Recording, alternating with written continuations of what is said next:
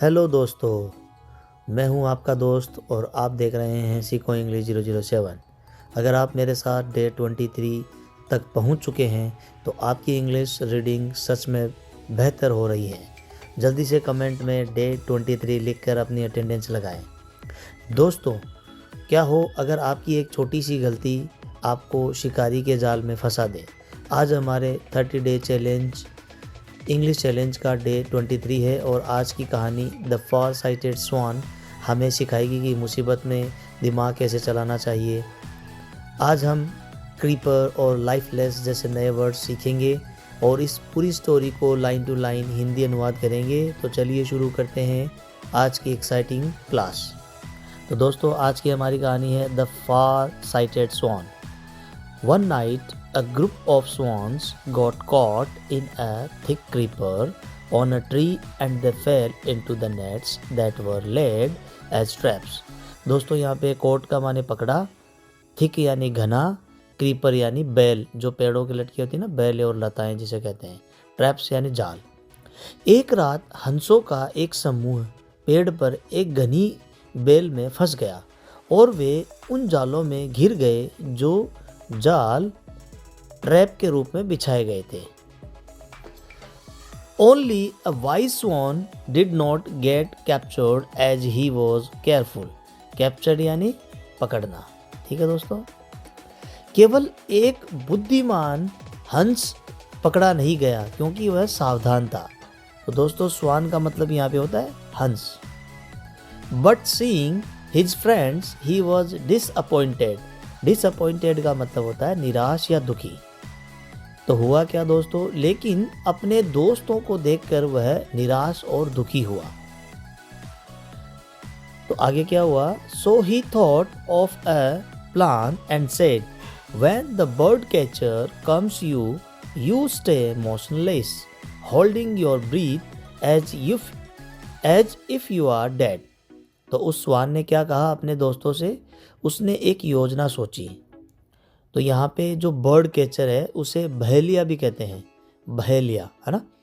तो जब उसने एक योजना सोची और उसने अपने साथियों से कहा कि जब पक्षी पकड़ने वाला आए तो तुम अपनी सांस रोककर स्थिर रहना, मतलब एकदम मोशनलेस, बिल्कुल भी हिलना डुलना नहीं है, सांस रोक के रखना है और ऐसे रोक के रखना जैसे कि तुम मर चुके हो। All the swans followed his advice. Advice यानी सलाह। तो सभी हंसों ने उस हंस की सलाह का पालन किया।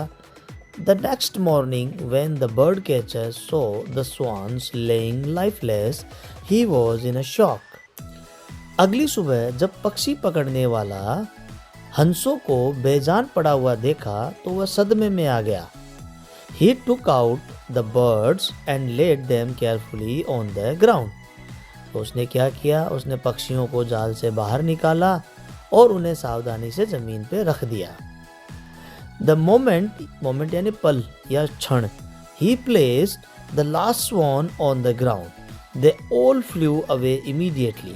तो हुआ क्या, जब पक्षी पकड़ने वाले ने उन सभी को सावधानी से जमीन पर रख दिया तो आगे जैसे ही उसने आखिरी हंस को जमीन पर रखा तो वे सब के सब हंस तुरंत उड़ गए।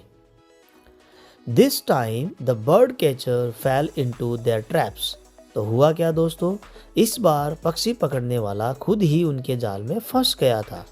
तो ये थी हमारी आज की मज़ेदार कहानी कि कैसे एक हंसों ने एक जाल को, मतलब एक पक्षी पकड़ने वाले को तो देखा दोस्तों आपने कैसे हंसों ने अपनी समझदारी से, सूझबूझ से एक पक्षी पकड़ने वाले को धोखा दिया और वहाँ से सुरक्षित उड़ गए।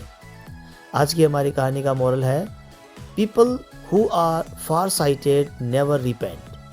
तो हमारी आज की इस मोरल यानी नैतिक शिक्षा का मतलब है, जो लोग दूरदर्शी होते हैं यानी आगे की सोच रखने वाले, फार साइटेड यानी आगे की सोच रखने वाले, उन्हें कभी भी क्या नहीं करना पड़ता दोस्तों, पछताना। रिपेंट का मतलब होता है पछताना। तो उन्होंने अपनी आगे की सोच को रखा और वो कभी नहीं पछताए और वो उस कैद से आज़ाद होकर उड़ गए। अब है हमारी वर्ड मीनिंग्स की बारी। फार साइटेड दूरदर्शी या आगे की सोच रखने वाला, स्वॉन यानी हंस एक पक्षी, क्रीपर यानी बैल या लता, ट्रैप्स यानी जाल या फंदे, कैप्चर्ड पकड़े गए, डिसअपॉइंटेड निराश या दुखी, मोशनलेस स्थिर बिना हिले डुले बेजान, लाइफलेस बेजान यानी मरे हुए की तरह, इमीडिएटली तुरंत या फौरन। रीपेंट का मतलब होता है पछताना। अब है हमारे होमवर्क की बारी। तो दोस्तों स्क्रीन पे दिख रहे इस हिंदी सेंटेंस को आपको इंग्लिश में ट्रांसलेट करना है कि सभी हंसों ने सलाह का पालन किया। आप स्टोरी देखेंगे तो आपको ये सेंटेंस समझ में आ जाएगा। हमने इसको स्टोरी के अंदर बखूबी यूज़ किया है, तो आपको कोई परेशानी नहीं होगी। तो मिलते हैं नेक्स्ट वीडियो के अंदर डेट 24 में। तब तक बने रहिए मेरे यूट्यूब चैनल पे। और दोस्तों आपको मेरी मेहनत पसंद आ रही है तो वीडियो को लाइक करें, चैनल को शेयर करें एंड सब्सक्राइब करना न भूलें।